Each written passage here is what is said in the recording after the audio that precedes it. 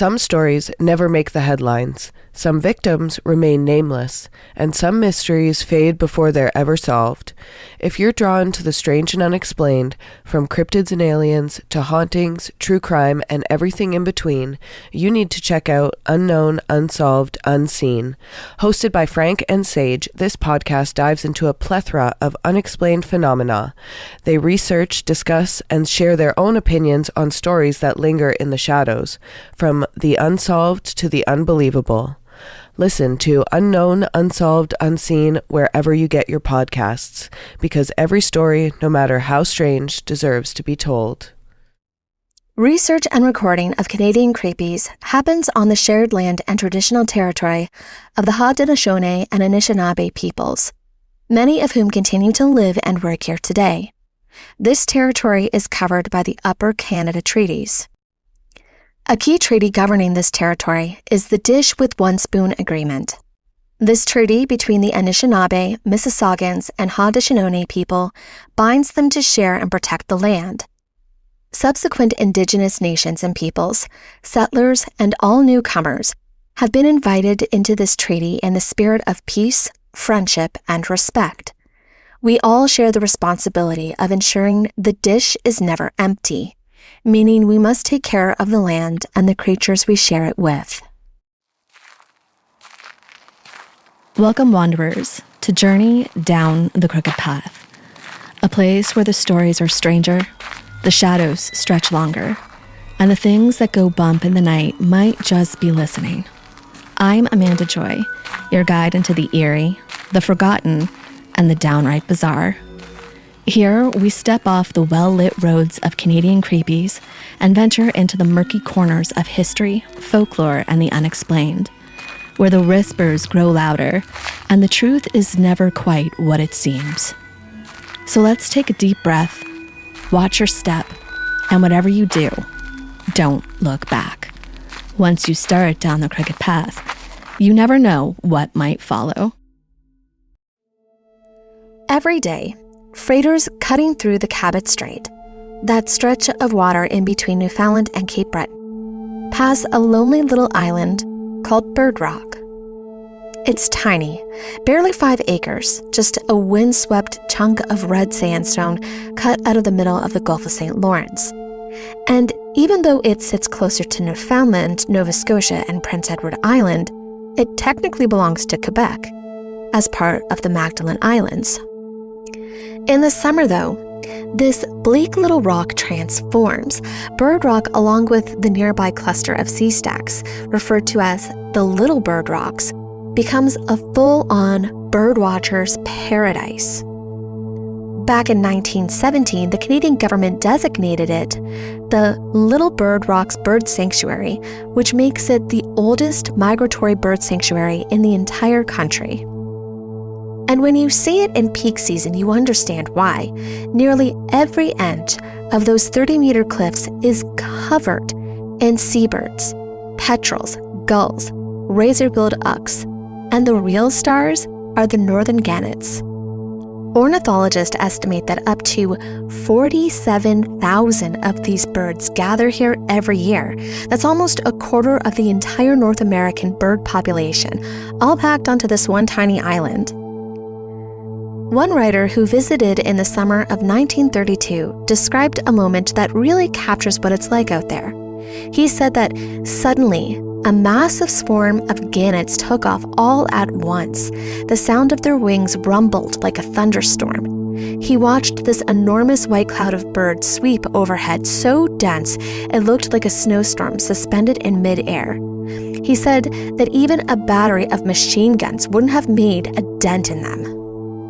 Every autumn, when the birds lift off and head south, Bird Rock changes. All that noise, the squawking, the flapping, the constant movement, disappears almost overnight. What's left is this silent, desolate little island in the middle of the Gulf. The cliffs that were packed with life in July are suddenly bare. The smell of guano that hangs in the air all summer gets replaced by a heavy winter mist. And every so often, cutting through that fog, you'll hear a low, mournful wail of a foghorn. In this state, stripped down, empty, and cold, Bird Rock feels a lot more like a place people whisper about. Because according to the seafaring families of the Magdalen Islands, there is a curse that lives up on that grassy plateau. Something old. Something that's been there longer than any lighthouse. Since the early days of New France, Bird Rock and the rest of the Magdalen Islands have been a nightmare for sailors. If you're coming into the Gulf of Mexico from the Atlantic, especially at night or in thick fog, you are basically gambling with your life. One wrong move, one misread current, and your ship could smash straight into those cliffs. And for centuries, that's exactly what happened. Throughout the 1600s, 1700s, and 1800s, hundreds of ships were wrecked in the Magdalens. The lucky ones, the ones who didn't drown, clawed their way onto the islands and waited, hoping for someone to come and find them. A lot of them never made it off those islands. Today, most of the people who live on the Magdalen Islands are descendant of those survivors. And if you walk around the islands, you'll see pieces of that history everywhere. Some of the oldest buildings are literally made from some of the salvaged timber of the ships the sea claimed. By 1827, the danger of sailing through the Gulf of St. Lawrence had gotten so bad that a Royal Navy captain named Edward Boxer finally put it into writing. He sent a message straight to the Grand Admiral of Maritime Britain saying essentially, we need a lighthouse out here. He talked about the strong, unpredictable currents, the total lack of navigational aids, and the sheer number of shipwrecks. He said that the loss of life was incalculable, and he wasn't exaggerating. But even with that warning, nothing happened for more than 40 years. It wasn't until 1860 that John Page, the chief engineer for the province of Canada's Department of Public Works, proposed building a lighthouse in that area. Bird Rock was the closest point in the Magdalen Islands to the Laurentian Channel. The underwater valley ships naturally followed through the Cabot Strait. If you were going to put a lighthouse anywhere, this was the spot. Finally, in 1869, a newly formed Dominion of Canada decided to act. Contractors sailed out to Bird Rock and somehow, and I truly don't know how they pulled this off, hauled all of their supplies up the island's 30-meter cliffs. They built a 15-meter wooden lighthouse right on the top of the plateau in one of the most unforgiving locations imaginable.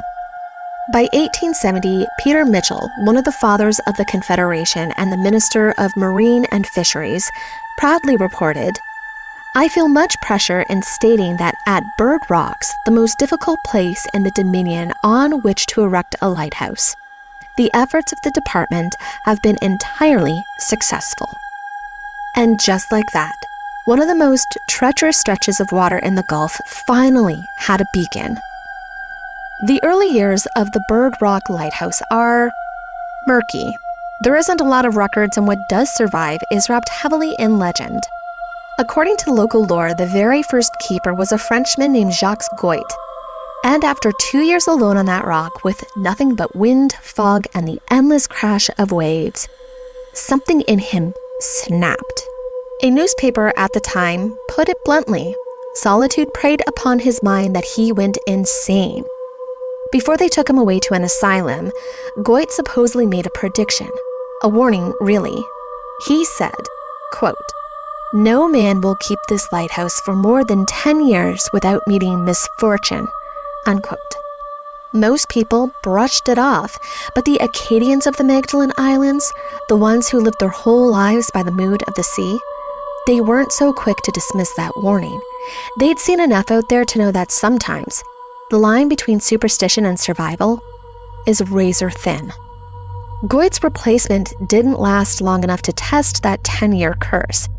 His name was George Preston, and depending on which version of the story you hear, he was removed after only a few months, possibly in straitjackets, because officials believed he was mentally unwell. Whether this was true or just the island working on him the way that it had Goit, no one really knows. After Preston came a man named Peter Whalen, or maybe Patrick, the records aren't really clear, but for the sake of this podcast, we'll just say Peter. Whalen moved to Bird Rock in 1873 with his wife and their young son. The same year, the government installed a cannon on the island. Its job was simple: fire at regular intervals during heavy fog so that ships would know to steer clear of the cliffs. For 7 long years, the Whalens kept the lighthouse running. It was isolating, monotonous work, broken only by the rare moments when the sea offered something to do, like seal hunting. And in early April of 1880, Peter Whalen and his son, and an assistant named Thomas Thiveridge, set out to hunt harp seals, leaving Mrs. Whalen alone to tend the light. But that night, they didn't come back. The next day, Thomas stumbled onto the island, soaked, freezing, barely able to speak. Through chattering teeth, he told Mrs. Whalen what happened. A sudden storm had blown them in while they were out on the water, pushing their boat into an ice float. With no way back before dark, the men decided to spend the night on the ice. By morning, Peter and his son had frozen to death.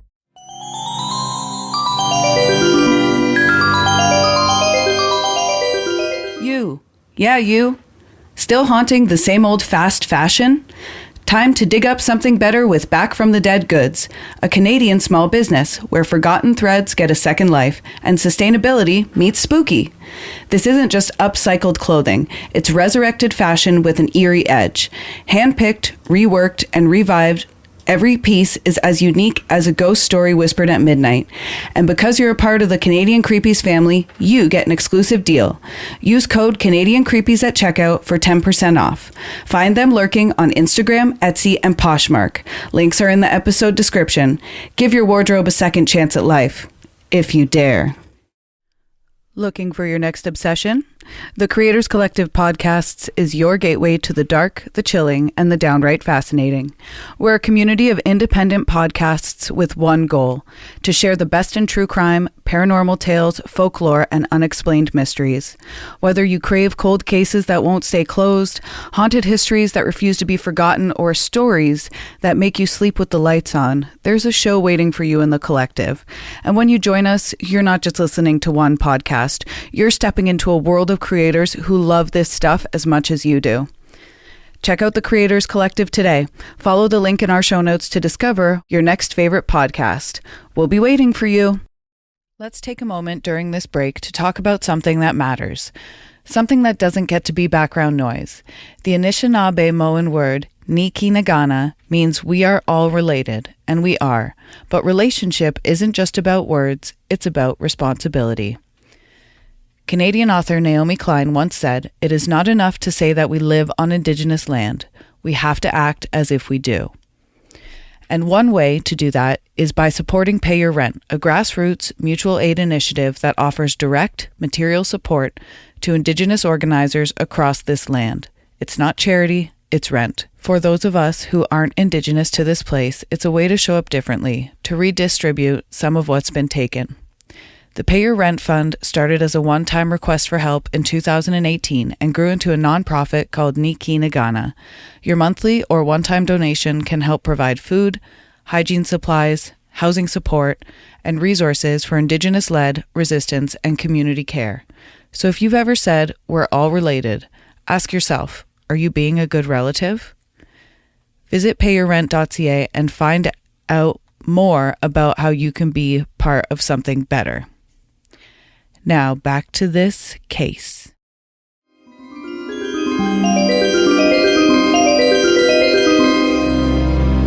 After the Whalen tragedy, the lighthouse didn't stay empty for long. The next keeper was a local man named Charles Chasen. He was from the nearby island of Harveau Maison. In 1880, he moved into Bird Rock with his wife and their son, Cyrus. They wouldn't even make it 2 years. In the summer of 1881, a family friend named Paul Chanel came out to visit. He brought his 10-year-old daughter Sarah and a man named Jean Turbid, a relative of the assistant keeper, Telesphore Turbid. It should have been a simple and quiet visit, but Bird Rock has a way of turning simple days into something else entirely. On August 23rd, a thick fog rolled in, the kind of fog that swallows sound and makes the world feel small. That meant that Charles had to fire the fog cannon, a massive gun meant to warn ships away from the cliffs. Since this was the first time he'd needed to use the gun since his guest had arrived, he invited Paul, Sarah, and Jean to come watch. Normally, Charles kept the powder keg stored safely in a shed, but for some reason no one will ever know, that day the barrel was sitting out in the open just a short distance from the cannon, and the lid was off. He didn't move it. He didn't think to. And he lit the fuse. A spark landed in the open keg, and the explosion that followed shook the entire island.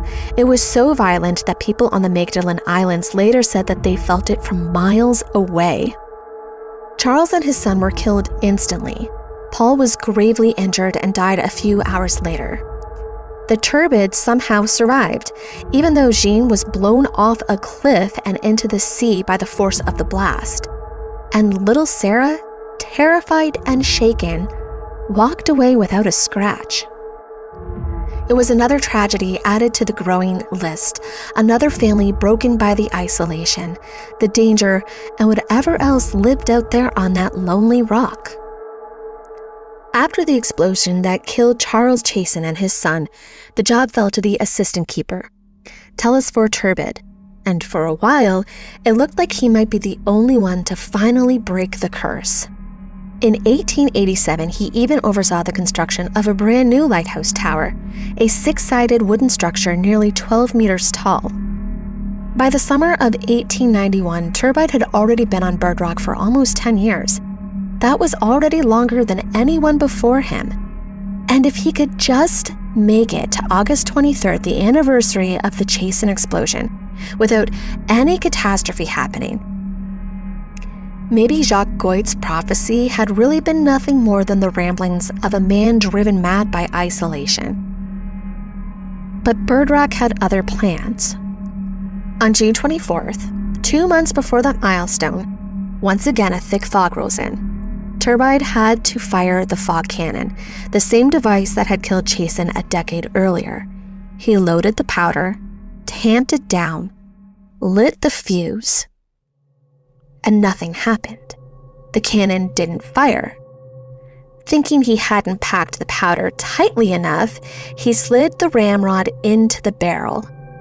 And that's when the cannon went off. The blast threw him 25 feet across the plateau and blew off most of his right hand. Somehow, in shock and bleeding, he managed to bandage himself, flag down a passing ship, and get to Cape Breton for help. And here's the part that still floors me. After he recovers, he went back. He returned to Bird Rock and kept working. He stayed there for another 5 years. In 1895, he even convinced the Department of Marine and Fisheries to replace the fog cannon with a safer cotton-powdered cartridge gun, and probably saved the next keeper's life. But the island wasn't done with him yet. In September of 1896, while he was receiving a shipment of supplies, the crane used to haul cargo up to the cliffs collapsed on top of him, crushing his legs. And that was it. Turbid finally resigned, deciding that he wasn't going to tempt the curse for a 4th time. The Canadian government granted him a lifetime allowance of $180 a year, a small acknowledgement for everything that he'd endured. In total, Telesphore Turbid had served 15 years on Bird Rock, longer than any keeper before him and longer than any keeper after, and somehow he survived it. After this, the government appointed a new keeper, a man named Pierre Baroque. But Baroque couldn't take over until spring, so for the winter they asked Telesphore's cousin, Arsene, to hold down the lighthouse. As it would turn out, that winter would be the deadliest the island had ever seen. In March of 1897, just weeks before Baroque was supposed to arrive, Arsene set out to hunt seals with 17-year-old Charles Turbid, Telesphore's son, and the assistant keeper, Damien Cormier. It was one of those few diversions that the men had out there, but like so many times before, the weather turned on them without warning. A storm suddenly swept in, trapping the three men on the ice. By the morning, Charles and Damien were dead. Somehow, against every odd, Arsene survived. He walked 60 miles across shifting sea ice in freezing temperatures. It took him 3 days to finally reach the fishing company of Bay St. Lawrence on Cape Breton Island. When he finally arrived, barely alive, he told rescuers that Damien's wife was still alone on Bird Rock. A government icebreaker was sent immediately to bring her to safety. Arsene died in bed 15 days later. Another life claimed by the island, another chapter in a pattern that was becoming impossible to ignore. Pierre Baroque finally arrived on Bird Rock in May of 1897, just 2 months after the tragedy that killed Charles and Damien, and almost immediately the island seemed to turn on him too. Within weeks, his assistant keeper, Hippolyte Melanson, was badly injured while firing the fog cartridge gun, the safer replacement for the old cannon. After the accident, Hippolyte was replaced by Baroque's son Wilfred. In 1905, after 8 years on the island, Pierre Baroque stepped down and handed the job to Wilfred, and Wilfred came in determined to make things better. He brought his wife and children to live with him on Bird Rock, and he set out to modernize the place. In 1906, he replaced the fog cartridge cannon with a 3-inch diphone fog signal, a huge improvement. And in 1908, he reinforced the lighthouse with concrete and raised its height to over 15 meters. That same year, he asked the Department of Marine and Fisheries to run a telegraph line out to the island. They said no. Still, Wilfred kept going. He tended the lighthouse faithfully for 7 years. Then, on March 11th, 1912, he spotted seals out in an opening of the ice and grabbed his shotgun, the same pastime that had cost so many keepers their lives before him. When he didn't come back, his wife sent assistant keeper Daniel Turbid, another member of the same family that had served the island for decades, along with her nephew, Elphege Baroque, to go look for him. They found Wilfred's body standing upright in the water at the edge of the ice. His wife, along with her children, had no choice but to tend the lighthouse herself for 10 days while waiting for anyone, to come and relieve her. Another keeper gone, another family shattered. Another reminder that Bird Rock wasn't just isolated or unlucky. It was something else entirely. After Wilfred Baroque's death, the job passed on to his nephew, Elphege, who, by then, was practically raised into lighthouse life. He'd spent years working there under his uncle, eating the same canned and salted food every keeper before him had lived on. Eventually, he got tired of it, so one day he decided that he was going to do something no one else had tried. He brought a milk cow to Bird Rock. It took an unbelievable amount of effort to get that poor animal onto the island, hauling it across the water, then hoisting it up the 30-meter cliffs. But he did it. And for 6 weeks, it must have felt like he'd finally beaten the monotony of the lighthouse life. And then the cow went insane and threw itself off the cliff. It was the second time that the curse brushed up against Elphege. But after that, things quieted down. He tended the lighthouse for 10 years without tragedy. For a moment, it looked like the curse had finally burnt itself out. But Bird Rock wasn't done. In the fall of 1922, Elphege decided to take a vacation, a rare luxury for any keeper. He left the lighthouse in the hands of his brother Albin and 2 assistants, Phileas Richard and Octave Langford. Not long after they arrived, all 3 men became violently ill. They had unknowingly drunk rainwater contaminated with diseased bird droppings, a danger unique to a place where tens of thousands of seabirds roosted overhead. They managed to flag down a ship headed for Charlottetown, but it was too late. Albin died on the way, Richard died shortly after. Langford survived, but the illness left him paralyzed from the waist down for the rest of his life. It was as if the island had been saving up its malice, waiting for the moment that Elphage stepped away. After losing his brother, Elphage Broke left Bird Rock for good, and honestly, who could blame him? The island had taken enough from his family. Lighthouse duties were handed over to a new line of keepers, an Acadian family named Arsenal. The first was J. Montague Arsenal, and for the first time in decades, something surprising happened. Nothing. Montague served 15 years on Bird Rock. 15! Completely disproving Jacques Guillette's old prophecy. After him came a man named J. Mark Richard, who also completed a peaceful 5-year term. And then another Arsenault, Alfred A., took over. A writer who visited the island in 1950 described Alfred as calm, sturdy, the kind of man who didn't easily rattle. And when asked whether he was worried about the prophecy, Alfred just shrugged. The writer said that he had this sudden thought: this quiet man can defeat the prophecy. And he was right. Alfred Arsenal served 12 uneventful years before retiring in 1955. Aside from a lightning strike that burned down some of the service buildings that same year, while the lighthouse was under the care of Alfred's relative, Elzer Arsenal, Bird Rock never again unleashed the kind of tragedy that had defined its past.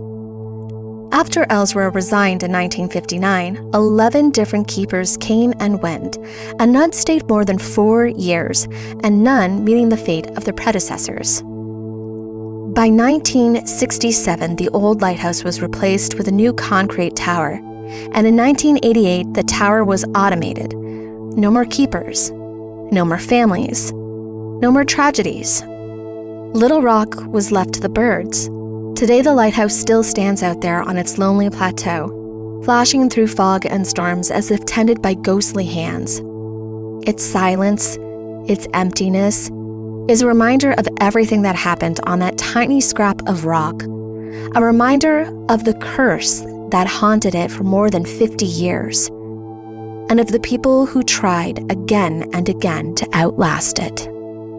If you want to wander deeper into the shadows with us, come follow along. The show lives at Canadian Creepies on Instagram. Valerie brings her unmistakable presence at Radio Valerie on Instagram and TikTok. And you can find me and all the crooked paths I walk at Down the Crooked Path on Instagram and TikTok. Come join us where the stories stay with you.